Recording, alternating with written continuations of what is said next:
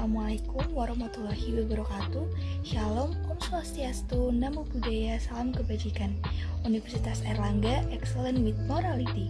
Hidup mahasiswa, hidup rakyat Indonesia. Halo teman-teman, karena kalian udah klik video ini, jangan lupa untuk klik like, comment, dan subscribe untuk mendukung peran saya sebagai Ksatria Muda Airlangga. Video ini sendiri dibuat dalam rangka pemenuhan Project Based Learning, mata kuliah wajib umum kewarganegaraan yang mengangkat tema pendidikan karakter peran mahasiswa dalam memantapkan sinergitas para pemangku kepentingan dalam pengelolaan vaksin COVID-19 di Indonesia dengan topik negara hukum dan hak asasi manusia dan berjudul pengaruh eksistensi hak asasi manusia milik warga negara dalam proses pembentukan keputusan pemberian vaksin COVID-19 di Indonesia. Nah, sebelum kita sama-sama masuk ke videonya, aku mau memperkenalkan diri dulu nih. Kenalin, nama aku Farah Deluno, aku adalah mahasiswi aktif program studi ilmu politik Fakultas Ilmu Sosial dan Ilmu Politik di Universitas Airlangga dengan nomor induk mahasiswa 0720 11333046. Latar belakang judul. Saya memilih judul tersebut karena melihat hal yang sudah dan sedang terjadi di tengah masyarakat Indonesia, yaitu terkait dengan perdebatan mengenai apakah vaksinasi tetap menjadi suatu hal yang wajib diberikan ketika ada sebagian pihak yang menolak, dan apakah penolakan tersebut merupakan suatu pelanggaran terhadap hak asasi manusia, padahal jika melihat dari perspektif lain sebagai seseorang yang memiliki hak asasi, kita berhak untuk mengambil keputusan sendiri. Rasionalisasinya, judul tersebut dipilih dengan mempertimbangkan beberapa hal yang rasional yang mengacu kepada topik. Setiap orang memiliki hak asasinya masing-masing, tetapi apakah hak tersebut bisa digunakan sebebas mungkin atau dijadikan suatu alasan untuk tidak melaksanakan kebijakan pemerintah terkait penanganan. Tujuannya adalah mencapai pembuktian apakah pemberian vaksin itu sudah menjadi hal yang adil bagi seluruh warga Indonesia jika dibahas melalui perspektif hak asasi manusia. Memahami urgensi negara dan prioritas kebaikan bersama seperti masa pandemi COVID-19.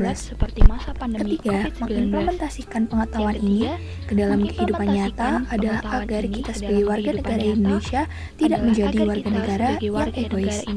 Dan yang terakhir adalah untuk menjelaskan batasan hak-hak asasi manusia yang dimiliki oleh setiap warga negara. Kenapa sih bisa terdapat penolakan terhadap vaksinasi?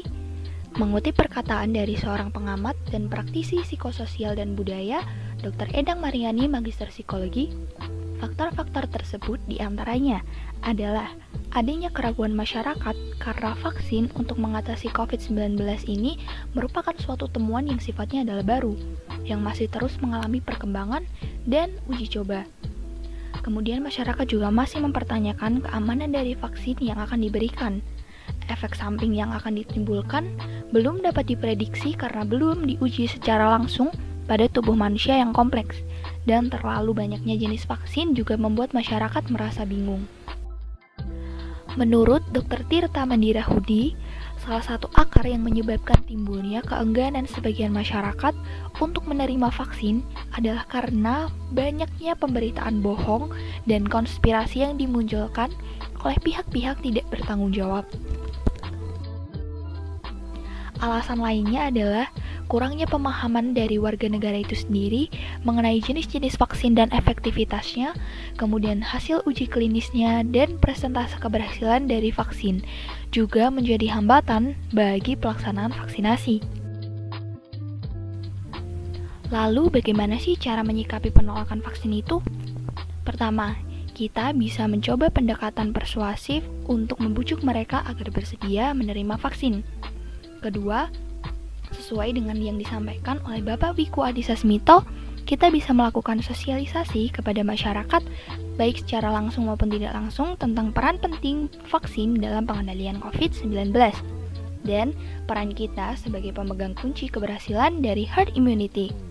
Kedua langkah ini bisa dilakukan oleh para tenaga kesehatan, seperti dokter dan perawat. Kemudian bisa juga dilakukan oleh pemerintah yang berkecimpung di dunia kesehatan seperti Menteri Kesehatan. Dan opsi terakhir, apabila kedua langkah sebelumnya tidak berhasil adalah dengan membuat regulasi hukum yang memuat sanksi bagi mereka yang menolak menerima layanan vaksin COVID-19. Profesor Edi Hiari, Wakil Menteri Hukum dan Hak Asasi Manusia, sempat menyampaikan bahwa memang kita memiliki hak untuk menolak adanya vaksinasi berdasarkan hak kebebasan dalam bidang kesehatan untuk memilih layanan kesehatan yang kita kehendaki. Tetapi, yang harus menjadi perhatian dan fokus kita adalah pada saat kita mendapatkan dan kemudian melaksanakan hak asasi kita tersebut, masih ada hak-hak orang lain juga yang harus kita hormati. Kedudukan hak asasi manusia di Indonesia sendiri sebagai berikut. HAM berlaku sebagai nilai-nilai, norma, dan juga konsep. HAM adalah suatu hal yang sangat dihormati dan dijunjung tinggi oleh setiap warga negara Indonesia.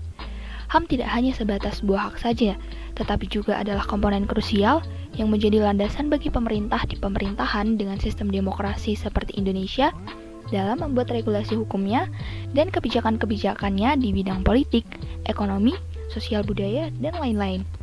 Hal tersebut juga telah diatur dalam Undang-Undang Nomor 10 Tahun 2004. Ada beberapa fungsi dari hak asasi manusia apabila dilihat dari pembahasan-pembahasan sebelumnya. Pertama, hak asasi manusia bisa menjadi dasar perumusan, pembuatan, dan pemutusan kebijakan pemerintah. Kedua, melindungi seluruh manusia dari segala bentuk tindakan kekerasan dan atau pelecehan. Ketiga, menjadi payung bagi setiap orang untuk memberikan kritiknya kepada pemerintahan apabila dianggap tidak sesuai dengan tugas fungsi yang seharusnya.